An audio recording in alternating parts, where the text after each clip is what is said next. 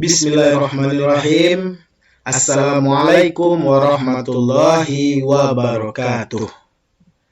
Alhamdulillahirabbil alamin. Puji syukur kita ucapkan kepada Allah Subhanahu wa taala, yang mana berkat rahmat dan karunia beliau jualah sampai saat ini kita masih diberi kesehatan, kesempatan dan kekuatan untuk menjalani kehidupan ini.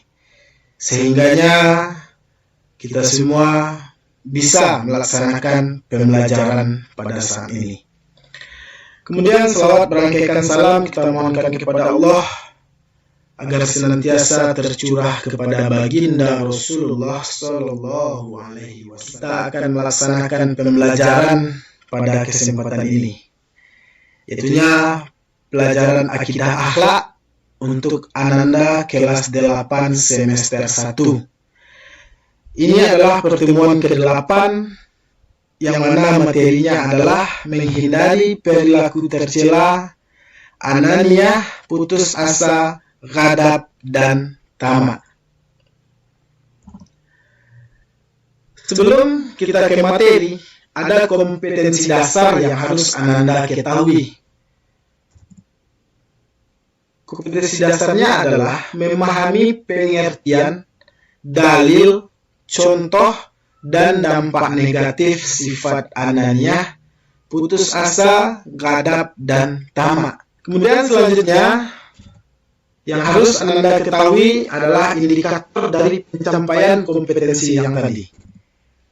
Apa itu? Yang pertama yaitunya menjelaskan pengertian perilaku tercela, ananiah, putus asa, ghadab, dan tamak sesuai ketentuan Islam. Itu yang pertama pengertiannya. Kemudian yang kedua, Ananda harus mengetahui dalil atau menunjukkan dalil tentang larangan perilaku tercela, ananiah, putus asa, ghadab, dan tamak. Nah, ini adalah indikator pencapaian kompetensinya. Ada 2. Nah, selanjutnya tujuan dari pembelajaran ini. Nah, setelah mengikuti pembelajaran ini, Ananda diharapkan dapat. Itu ada 2. Yang pertama, menafsirkan pengertiannya perilaku tercela, ananiah, putus asa, ghadab, dan tamak sesuai ketentuan Islam. Yang kedua, Ananda harus bisa merincikan dalil tentang larangan perilaku tercela, ananiah, putus asa, ghadab, dan tamak. Nah, itulah tujuan pembelajarannya. Baik, kita mulai dari materi yang pertama. Ananiah. Di dalam kehidupan sehari-hari, Ananda pasti pernah mendengar kata egois. Dan Ananda pasti pernah melihat seseorang yang memiliki sifat egois ini. Mana sifat ini tidak disukai oleh banyak orang. Karena sifat egois ini hanya mementingkan dirinya sendiri tanpa mementingkan kepentingan orang lain. Orang yang bersifat egois atau orang yang bersifat ananiah selalu meremehkan orang lain. Dia tidak pernah menganggap orang lain itu ada. Dia tidak pernah menganggap orang lain itu bisa. Dia merasa dirinya lah yang paling sempurna. Inilah orang yang egois. Ananda harus menghindari. Karena apa? Karena tidak sesuai dengan ajaran Islam. Karena sejatinya Islam mengajarkan agar kita senantiasa tolong-menolong antar sesama manusia. Kita paham, karena kita adalah makhluk sosial yang membutuhkan orang lain dalam kehidupan ini. Jadi jangan pernah egois. Karena dalam hidup ini kita tidak akan selalu bisa menjalani hidup seorang diri. Sangat membutuhkan orang lain. Sangat membutuhkan bantuan orang lain. Karena suatu saat kita pasti akan terdesak. Nah, jadi jangan Ananda semua bersifat egois dalam kehidupan ini. Kemudian selanjutnya, pengertian dari putus asa adalah sikap atau perilaku yang merasa bahwa dirinya telah gagal atau tidak akan mampu dalam meraih sesuatu harapan atau cita-citanya. Nah, jadi orang yang berputus asa adalah orang yang tidak memiliki harapan. Itu adalah perbuatan yang tercela. Karena Islam mendidik kita untuk tidak putus asa dari rahmat Allah Subhanahu wa Ta'ala. Tidak ada rahmat Allah yang tidak akan kita dapatkan dalam hidup ini. Tidak ada rahmat Allah yang tidak akan diberikan kepada umatnya. Apapun kegagalan yang nanti Ananda temukan, jangan pernah berputus asa. Tetaplah berikhtiar, berusaha. Semuanya serahkan kepada Allah Subhanahu wa Ta'ala. Bertawakal kepada Allah Subhanahu wa Ta'ala. Karena pasti setiap doa, setiap usaha yang Anda lakukan, insya Allah akan dikabulkan oleh Allah Subhanahu wa Ta'ala. Apa yang Anda cita-citakan dengan usaha, pasti Anda akan meraih cita-cita tersebut. Nah, jadi jangan pernah berputus asa. Kemudian selanjutnya, pengertian dari ghadab. Ghadab adalah marah atau pemarah. Sikap ini termasuk sifat tercela. Mengapa?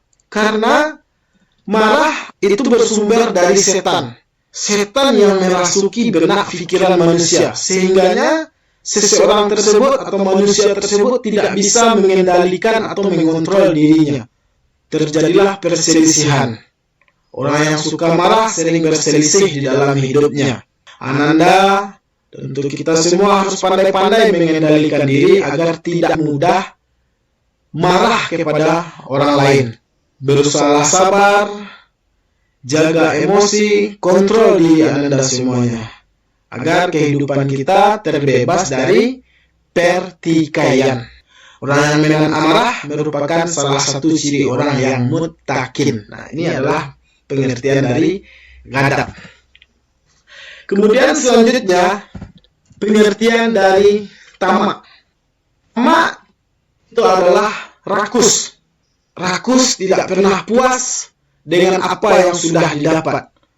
Cinta kepada dunia, cinta kepada harta, berlebihan, tanpa memperhatikan hukum haram yang mengakibatkan adanya dosa besar dari perbuatan tamak tersebut. Jangan pernah merasa tidak puas dalam hidup ini. Setelah apa yang kita dapat, syukuri.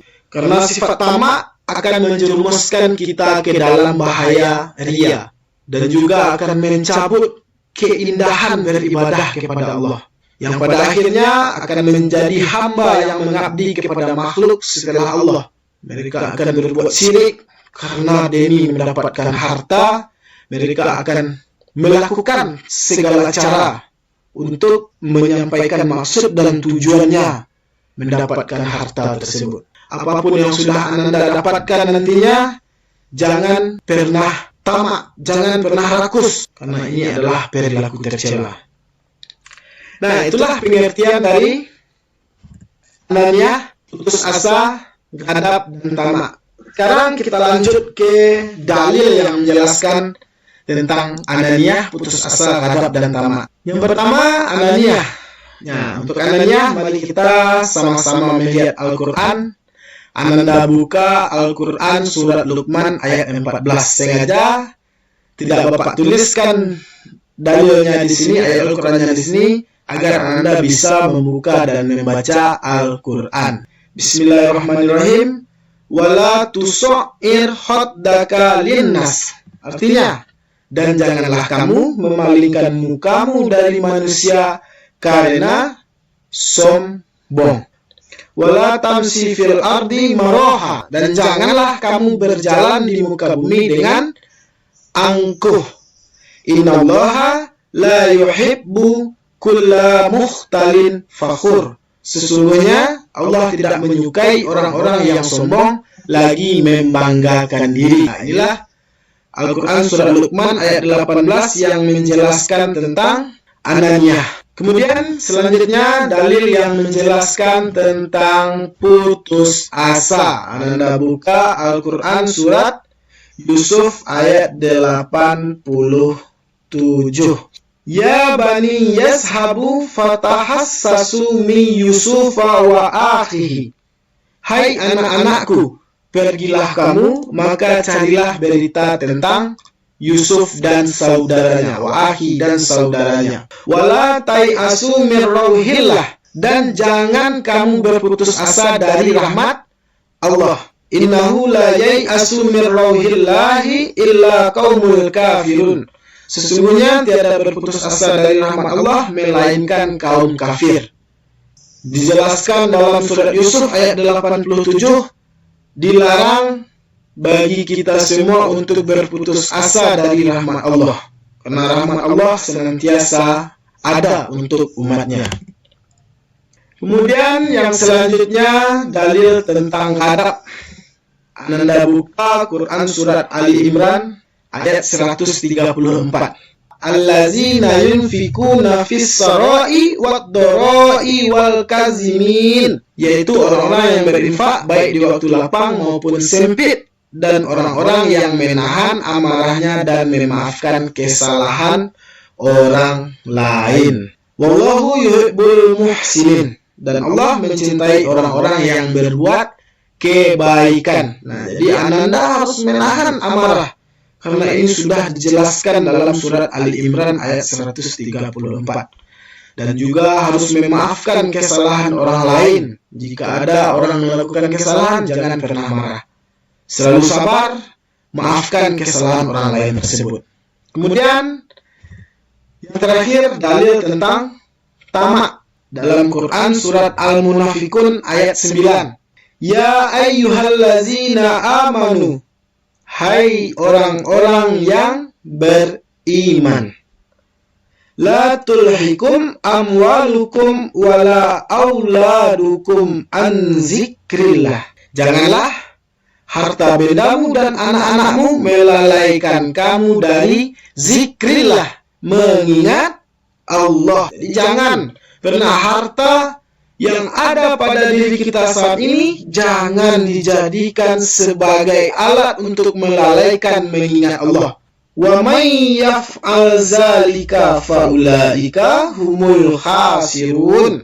Dan barang siapa berbuat demikian, maka mereka itulah orang-orang yang rugi. Inilah dalil yang berkaitan dengan pembelajaran kita saat ini. Anania, putus asa, ghadab, dan tamak. Sebelum kita akhiri, jauhilah sifat tercela dalam kehidupan, karena sifat tercela terkadang membawa kita kepada dosa-dosa besar. Sekian dan terima kasih. Assalamualaikum warahmatullahi wabarakatuh.